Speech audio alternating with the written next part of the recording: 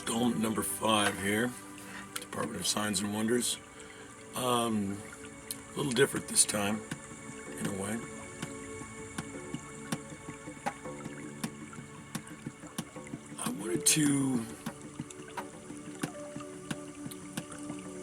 I would be remiss my gratitude, my wonder, so many things. If I didn't stop for a minute,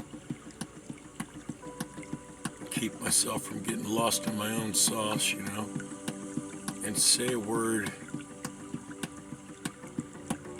or more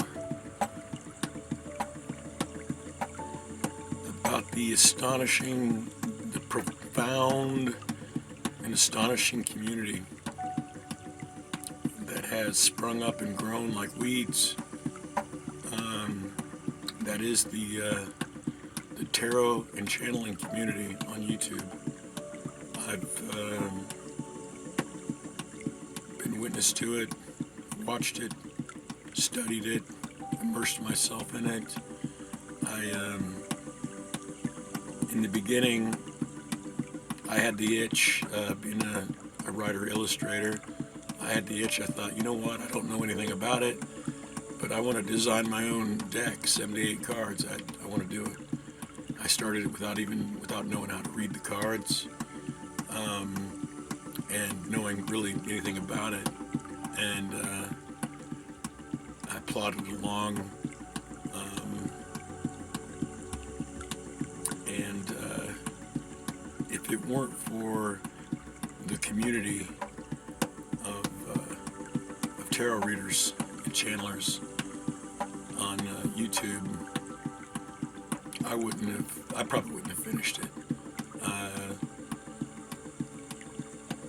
Listening to them read and give free instructions on the meanings of the cards and so many things, all the little things, really made a big difference. And if it were just practical, if it were just, if I were just designing a deck and needed help with all the rules and correspondences and all that stuff, that's one thing. But I gotta say, man, the work that ladies and gentlemen have done, and I'm not just blowing, pretty smoke up your ass or saying anything for your approval of me or putting myself in any kind of favor or whatever this or that. There's nobody, and I don't think there's ever been anybody who has done as much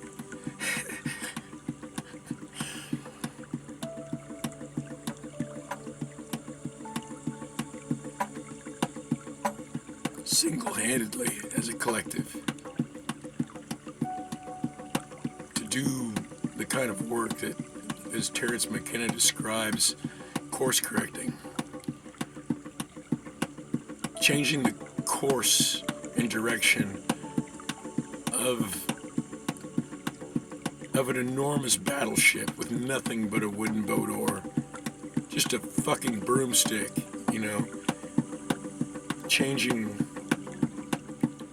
correcting the course of an entire battleship with a wooden boat oar.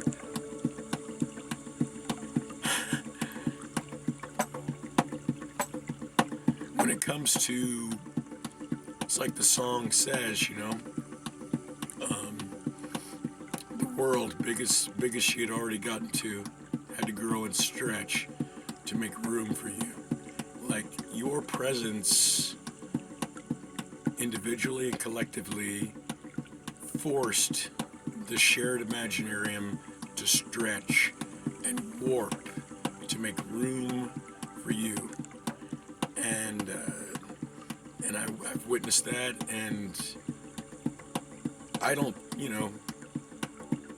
centuries, who knows how long, no one but you has done that kind of work.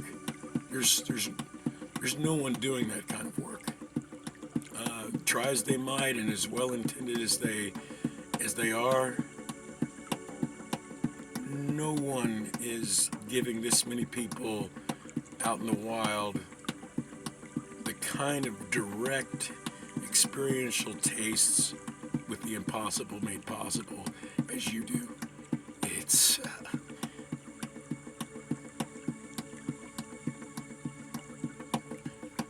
there's no exaggerating that kind of work.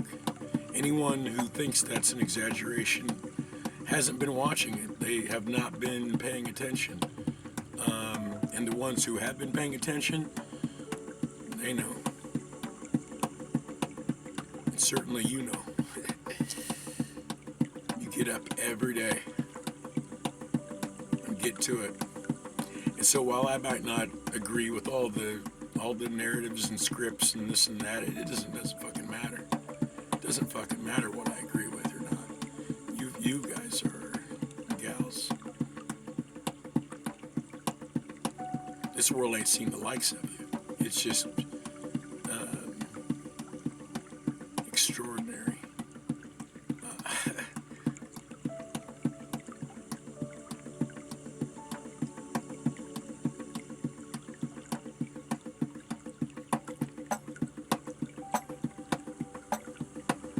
Yeah.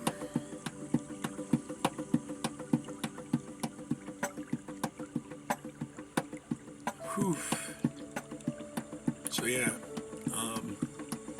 nothing else, just to say, good Lord,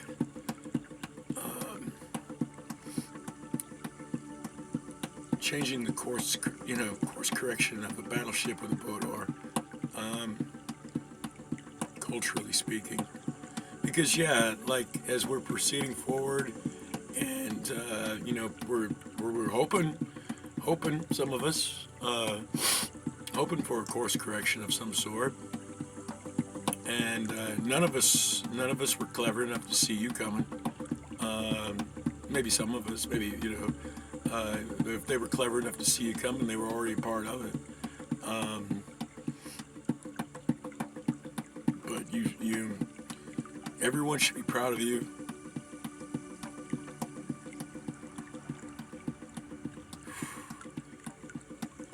You should be proud of you.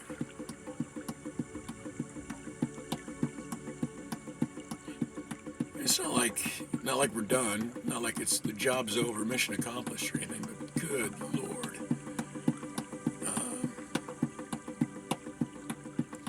like I say, I've been witness to it. I've seen it all go down.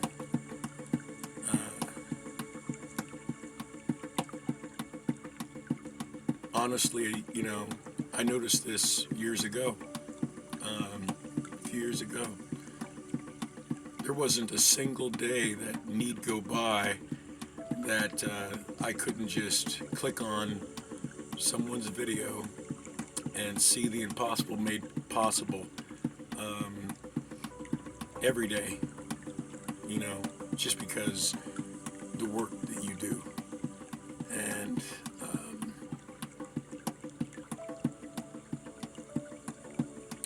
honestly, wow.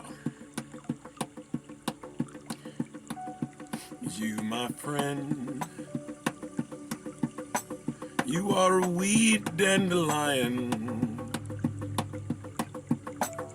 You, my friend, you are a dandelion weed. And this world, big as she already was, had to grow and stretch just to make room for you.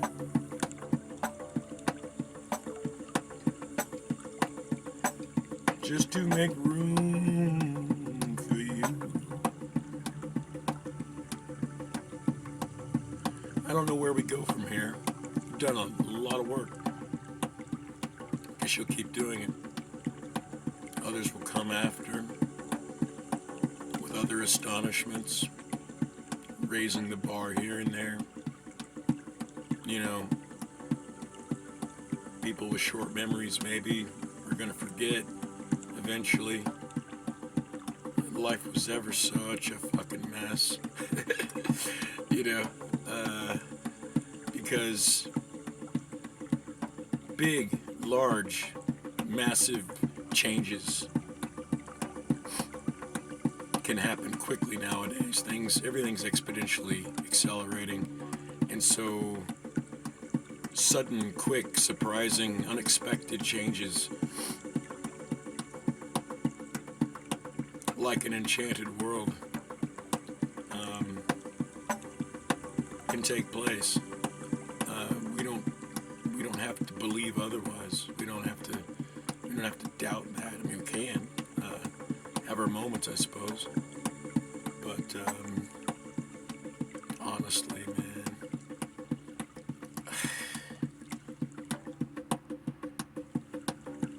man, and it's sweet too, is how all that work you did and are still doing, getting up every day and doing it every day, did it under the radar mostly. You know, you may have felt the pressure, felt pestered, felt fucked with, felt like you had an uphill climb and that people were fucking with you and all of that. But when you sit and really look back at the whole collective and the changes made, you can kind of see that on the broader scale, this garden was grown without being fucked with. You know,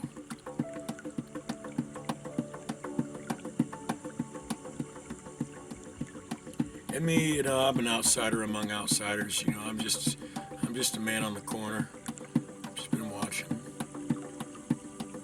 You know, my deepest secret wish was that the universe went out of its way to protect you and help you. You know, people wonder, they look at me and think, oh, you're a fucking wizard. You must be doing witchcraft. You must be doing magic spells or evil eyes or voodoo or whatever. And, yes, I made a couple sigils. And they were expressly written and designed for nothing short of making sure you're protected. If I had success with other sigils and they worked, and they certainly did, and flabbergasted as any magician will be at times, like what? And then think, well, what can I do for these astonishing people who at times seem to be up against it in their own ways, because at the same time, people who want to just fuck around and be kind of trolls or whatever, they're tapping into shit too, and can be a problem, I guess, So I thought, what can I do here that makes sense and is simple, cuts to the chase, sigils that just say, make sure you people are protected. I get it. I look a certain way. I'm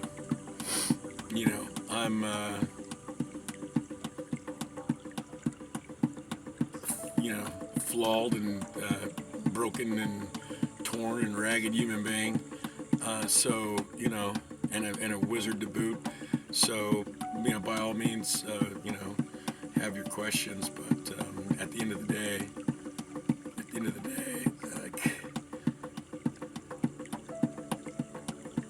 I want nothing but the best for you.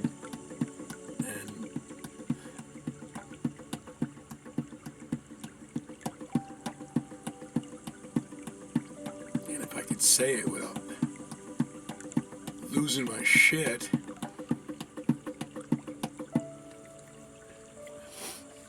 I tell you just how proud I am.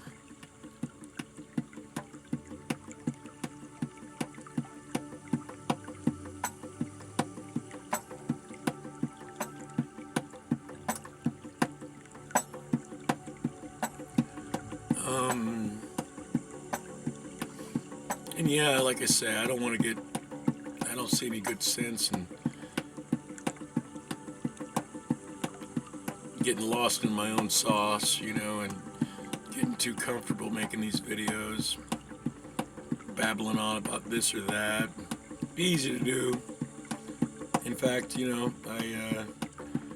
I'm at work doing my thing at the casino, I'm looking forward to coming home, making music, getting on here and talking, dishing the dirt about one thing or the other, and I have plans to babble about this or that, but I don't know. I don't need to stick around, make a whole bunch of content. Maybe some more experiments here and there. Other things I might be prompted just out of the blue. Share something that tends to not be spoken of all that often and it's fun to talk about. But we'll see, I guess.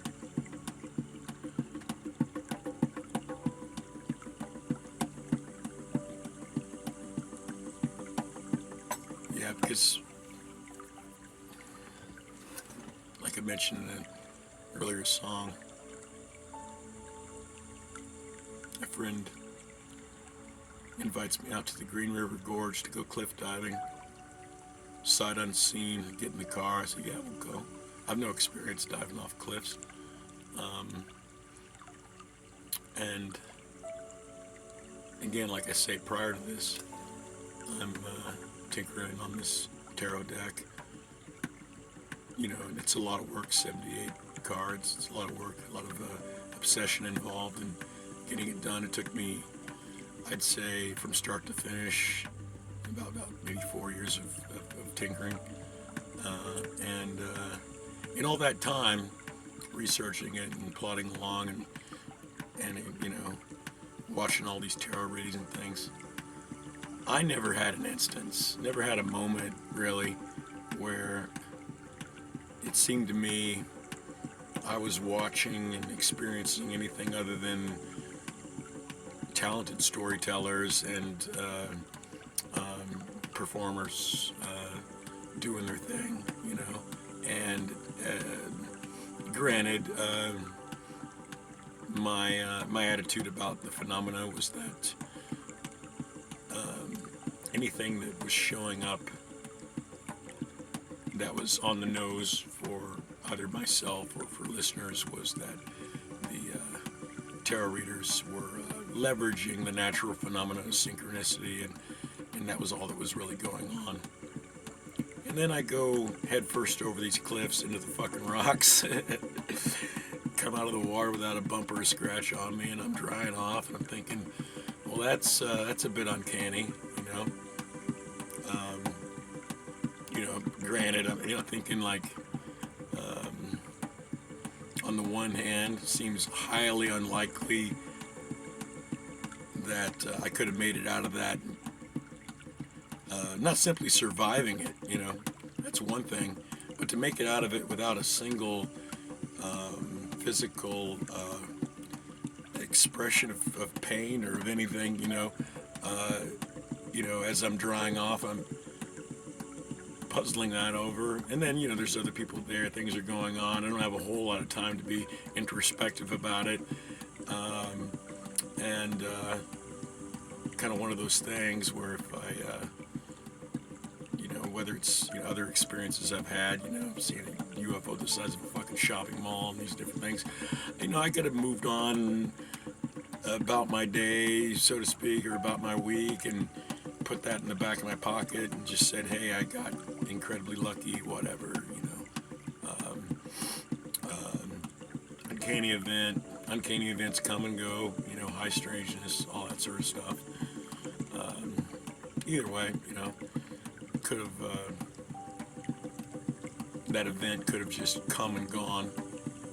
Well, I get home that afternoon, late afternoon,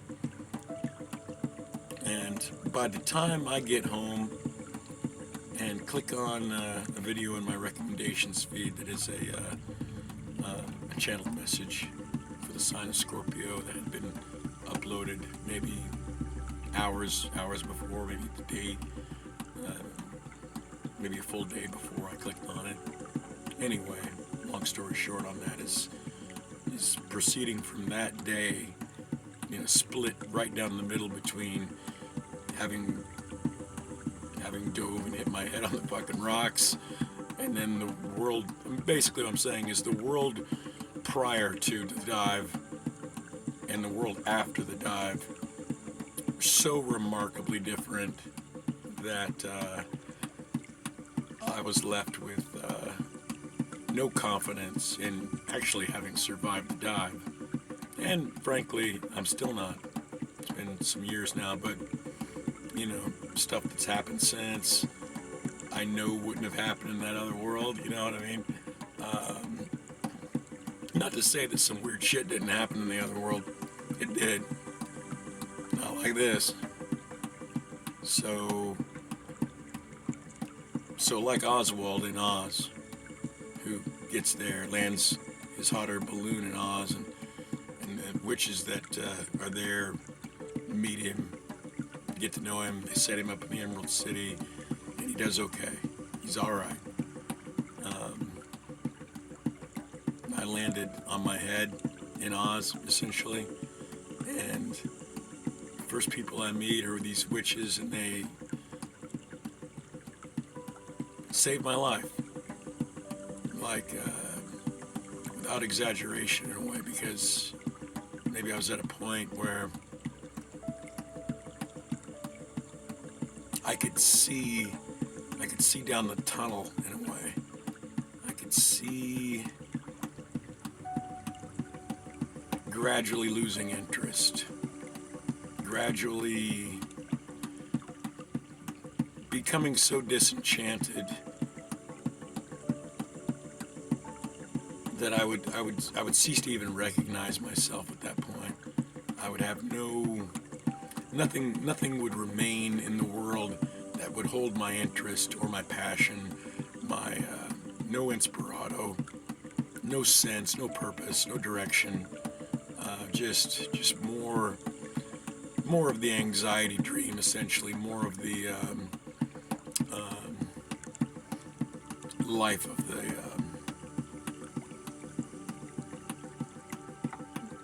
someone only sticking around because they don't have the balls to kill themselves, really.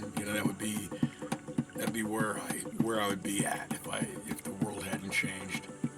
And so people I've met out here in the wild truly saved my life. The world that's sprung up in orbit around them too. I mean, just everything.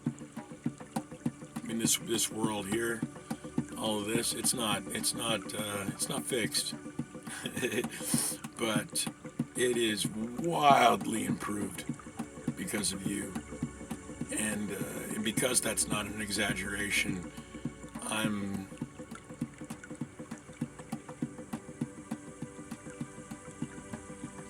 I remain not only grateful but just stunned,